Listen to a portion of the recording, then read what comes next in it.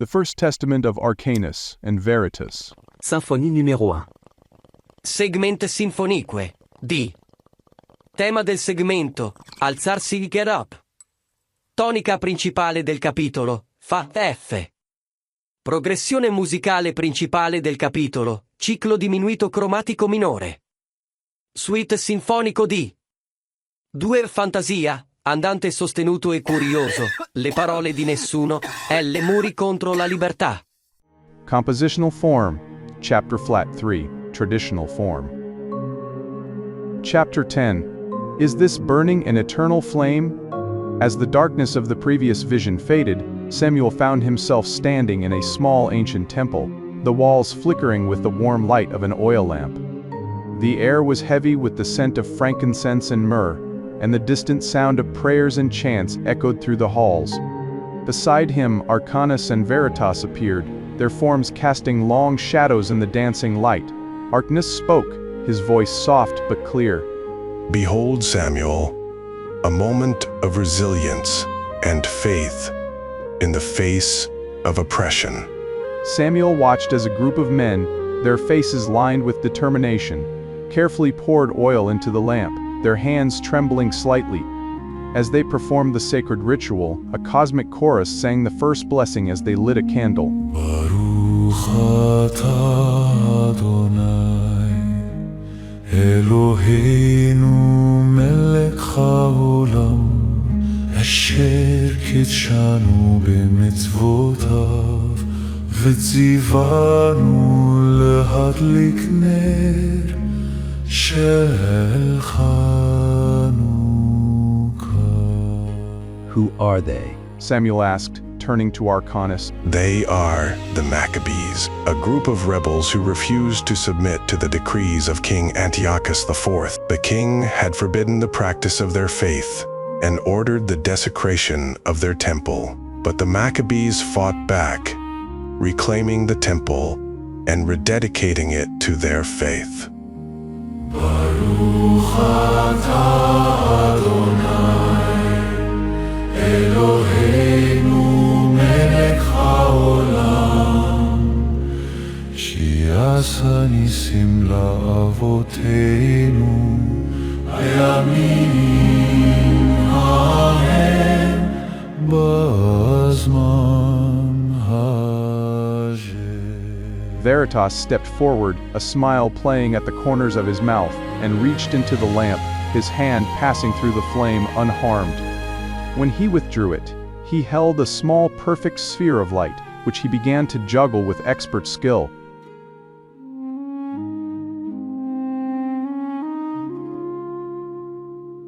Finally, a third blessing was sung by the cosmic chorus.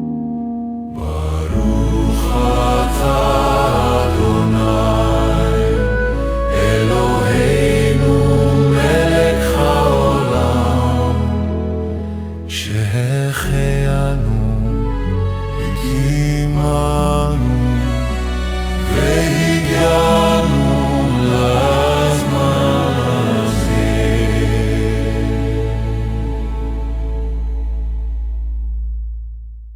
As Veritas juggled the light faster, time zipped by, to which Samuel gasped, marveling at the miracle unfolding before his eyes. The lamp. He whispered. It's still burning, even after 8 days. How is this possible? Arcanus chuckled, a sound that was both amused and appreciative. Ah, the miracle of the oil, lasting for 8 days, when it should have only lasted for 1. It's a beautiful story, isn't it? A testament to the power of faith and the endurance of the human spirit. Veritas continued to juggle the spheres of light, their radiance casting a warm glow on the faces of the Maccabees as they prayed and sang. The beauty of the moment was undeniable, a perfect harmony of light, sound, and spiritual devotion. Samuel turned to Arcanus, a question forming on his lips. But as an atheist, do you believe in miracles like this, in stories of faith and divine intervention? Why would you care? Arcanus smiled, his eyes reflecting the dancing light of the lamp. For this celebration, we aren't here to judge whether this miracle happened. because simply focusing on whether a lamp burned for 8 crazy nights ignores the real miracle of this event. These people holding fast to their faith in a time when doing so could mean their death. It's not always about absolute belief, Samuel.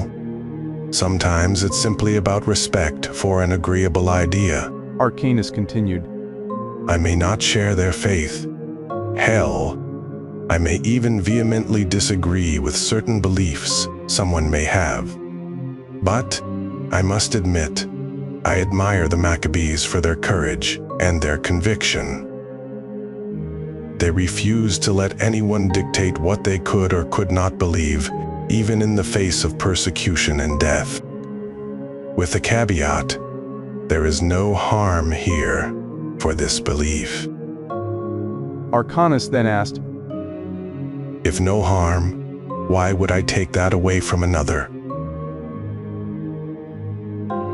Tyranny may include religious tyranny to attempt one to succumb to an idea or belief by coercion or threats of physical force, and even death. He gestured to the lamp, its flame still burning strong. This story, whether historically accurate or not, represents something far more important than a simple miracle. It's a symbol of religious freedom, of the right to practice one's faith without interference or oppression. Veritas, still juggling, the spears of light nodded in agreement. Veritas began to toss the spheres higher, their paths forming intricate patterns in the air. A silent testament to the skill and artistry of his craft.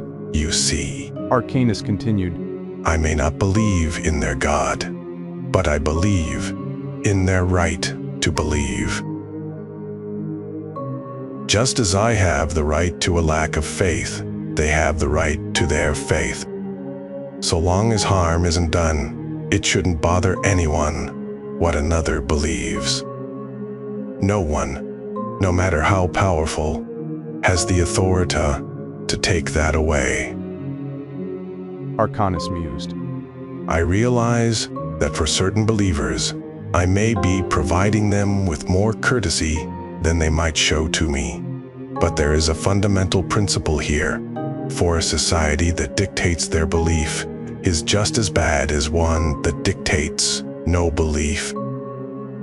Tyranny doesn't require a specific belief or lack of one, only their specific belief or lack of one.